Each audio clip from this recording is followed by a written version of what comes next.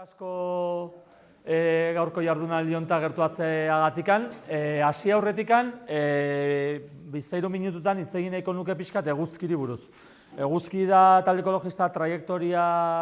ja nahiko luze bat badaukana, eta nahiko nuke pixkat adierazi azken garai honetan zertan zentratzen gehan. Gurea azkenean izan daitezke lan ildo txiki batzuk, baina guretzat garrantzitsua dianak, dian bezala saneamendua,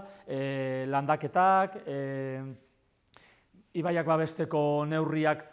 proposatzen ditugu eta 20 herri baino gehiagorekin egin ditugu akordioak, eta nolabait dia lan ildo batzuk agian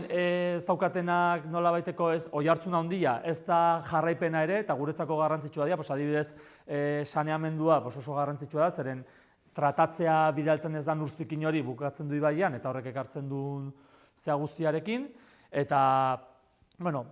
orokorrean ditugun taldetan, hori edia pixka ditugun lan ildoetako batzuk, eta gero esan ezagun beste borroka edo beste mugimendu zabalago batzutan parte hartzen dugu baita ere, izan daiteke bezala erraustegien aurka, edo subfluvialari babesa ematen dugu hortan dabiltzaneik, Guggenheimeko urdaibairen aurka ere ibili geha. Pixkat, proiektu txiki horietan buru belarri jartzen geha, uste dugulako garrantziak atela eta gutxik edo ia inorrek ez diola kasu egiten, eta beste borroka batzutan ere parte hartzen dugu. Eta gero pixka nahi nizuen komentatu, Andoainen daukagun plangintza ikasturte honetarako, hasiko geha gaurko jardunaldi hauekin, hizlari oso onak ekarri ditugu eta garrantzitsua iruditzen gai hau behar den bezala hartu eta nolabait azaltzea, zeren azkeneko 2 urtetan zuhaitz landaketak antolatu ditugu, aurten ere antolatuko dugu bat, okerrez bali manago urtarriak 31-arako, aurreatzei zuet, beti ere hor gero eguraldian baitan jokatzen dugu, baina aurten pixka lehenago jarri dugu hitzordua, ez ibiltzeko beti eguraldian pendiente, zeren azkeneko 2 urtetan ondo atera da, baina eguraldia auki dugu beti hor jarraian. Orduan, zuhaitz landaketa horri begira, jardunaldi hau garrantzitsu iruditu zaigu, eta gero,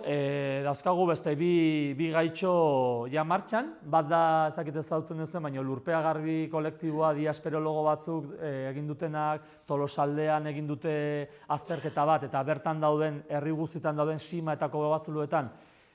daude zaborrez gainezka, eta egin dute katalogo bat hori identifikatzeko, eta Aldundian ibili dira babesa eske hori garbetzeko, eta han Aldundian eta denek onartu dute baietz eta garritu behar dela, baina pasadia hilabeteak, eta horrengoz bakarri Larraulen, ezakite entzun dezuen azken egunetan, Larraulen egin zuten garbiketa profesional bat, profesionalek egin behar dute, baina beraiek ere parte hartu zuten, Larraulen agertu zen, zabor guztien artean obus bat ere agertu zen gerra zibile garaikoa, eta beraienekin elkarlanean, egin duten gida hori dokumental batean daukate jasota, eta guk Andoainen botako dugu dokumental hori martxoak 11-an, falta da, baina ja martxan gaude, pixkat sartuta ibaien babes nazioarteko egunaren barruan. Eta horrekin, beraie daukate baita ere erakusketa bat informatiboa eta baita kobazuloetan eta aurkitu dituzten zabor eta gauzekin, eta nahi dugu ondorengo eskoletara eraman, eta hor lanketa egin, eta gero dokumental hori ere nahi diogu bote ikaslei, eta gero martxoak 11 horretan, ja arratsaldean izango litzake publiko orokorrarentzat, Basteron, zineman, ez da ordaindu behar, doakoa da, eta pixkat, ja aurreatzea izuet hori egin nahi degula. Eta gero beste jarduera edo antolatzen duguna, izaten da erreka jetxiera,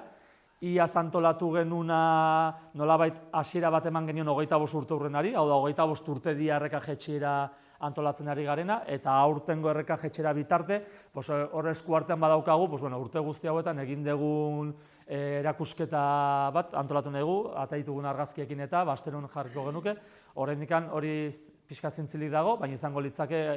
erreka jetxera da Santa Cruz festen baitan, maiatzak 3 da Santa Cruz eguna, horren tarte horretan antolatzen da erreka jetxera, eta hori ere ja martxan daukagu. Orduan pixkat, eguzkiren aurkezpena hori litzake.